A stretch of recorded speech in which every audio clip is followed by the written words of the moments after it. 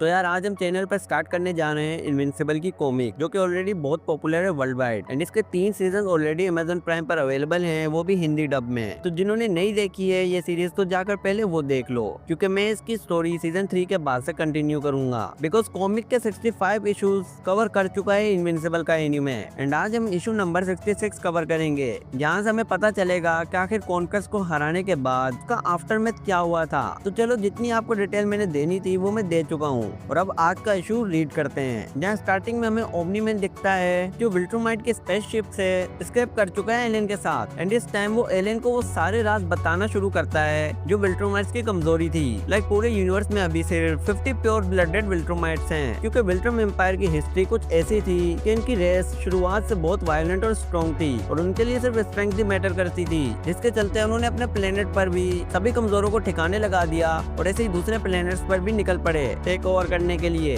और ऐसे ही करीब 1000 साल तक विल्ट्रोमाइट्स अपनी शुरुआत में ऐसे ही रूल करते रहे। बट सडनली एक स्पीशीज ऐसी निकल कर आई उस टाइम, जिन्होंने एक ऐसा वायरस तैयार किया जो फाइनली विल्ट्रोमाइट्स जैसे पावरफुल बींग्स को भी अंदर से डैमेज दे सकते थे। और सडनली ये वायरस इतना डेंजरस निकला कि इसने लगभग सभी विल्ट्रोमाइट्स को इन्फेक्ट कर दिया, और मेजोरिटी पॉपुलेशन मरने लगी, जिसके बाद इसे स्कॉर्च वायरस के नाम से जाना गया। बट कुछ विल्ट्रोमाइट्स ऐसे भी थे जो इस वायरस से सर्वाइव कर गए, लेकिन उन्हें इसके डेडली आफ्टर इफेक्ट का सामना करना पड़ा। जैसे कुछ समय बाद जब वायरस ने उन सभी बचे कुछ विल्ट्रोमाइट्स की बॉडी को छोड़ा, तो वो सब पहले जितने पावरफुल नहीं रहे, यानी कि इनकी लग चुकी थी वाट, क्योंकि लगभग एक्सटिंक्ट होने वाले थे डायनासोर्स की तरह। एंड नोलन बताता है कि उस समय 99.99% विल्ट्रोमाइट्स मारे गए थे सिर्फ उस वायरस के अटैक से।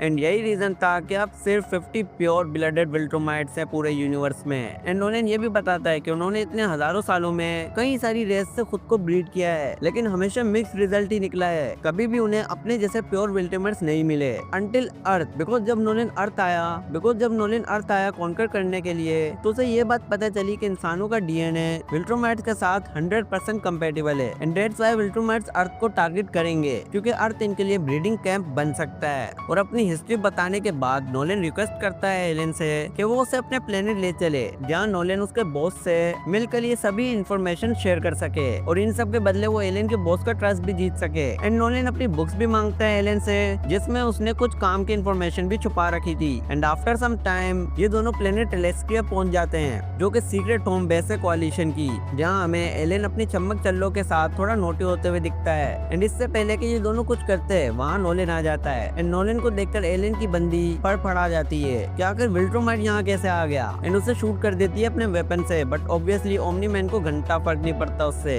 बिकॉज वो लिटरली सुपरमैन जैसा है। तो भाई ये छोटे मोटे वेपन क्या ही उखाड़ लेते हैं उसका। एंड देन एलियन उसे समझा देता है कि नोलन उनकी तरफ ही है, और सीन थोड़ा फास्ट फॉरवर्ड होता है। एंड हमें फाइनली एलियन का बॉस यानी कोalition प्लेनेट का लीडर देखने को मिलता है, जिसे अभी नोलन ने अपनी पूरी दुख भरी दास्तान सुनाई होती है। एंड वो लीडर बहुत शौक नजर आ रहा होता है ये जानकर कि सिर्फ 50 प्योर ब्लडेड विल्ट्रोमाइट्स रह गए हैं। एंड ये चीज नोलन नोटिस कर लेता है, और वो ये बोलता भी है कि उसे ऐसा लगा था कि एलियन का बॉस ये सुनकर काफी खुश होगा। बट यहाँ होता है माइक ड्रॉप मोमेंट, जहाँ पर ये बुढ़ाऊ बताता है कि वो लीडर तो है कोalition ऑफ प्लेनेट्स का, बट साथ ही में वो एक विल्ट्रोमाइट भी है। एंड ये सुनकर नोलन बोलता है आज ही घंटा। मैं नहीं मानता, क्योंकि नोलन को ऐसा लग रहा था कि वो पहला है जिसने विल्ट्रोमाइट एम्पायर को अपनी पीठ दिखाई है और उन्हें धोखा दिया है। एंड इसी के जवाब में ये ओल्ड विल्ट्रोमाइट बताता है नोलन को कि ना मुन्ना ना, ये काम पहले मैंने किया था। यानी वो पहले ही बागी हो गया था और अपने ही लोगों के अगेंस्ट चला गया था। एंड देन उसके सभी रिकॉर्ड्स हिस्ट्री से मिटा दिए गए। बट अभी इन सब बातों का कोई मतलब नहीं है, ऐसा इस बुढ़ाऊ का कहना था। और वो ऑर्डर देता है एलियन को कि अभी उसे और नोलन को मिलकर ये मिशन संभल कर करना होगा,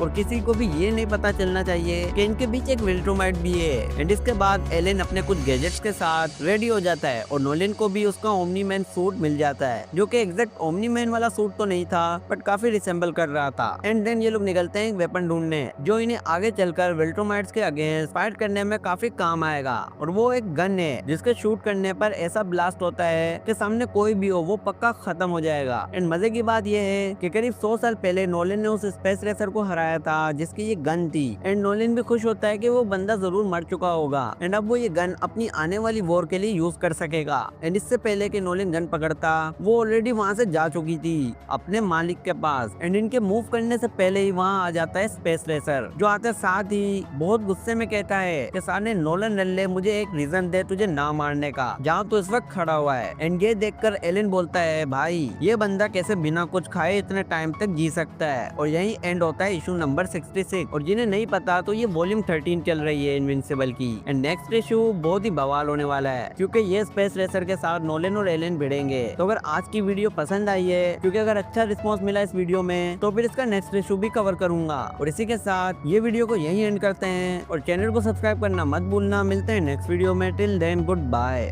टूटे थे कहने दो बातें हमारी वो सारी जो कहनी थी तुमसे सभी, बहने दो आंसू ये यादों में तेरी। क्यों ना सुनी किसी ने भी हमारी दास्तां।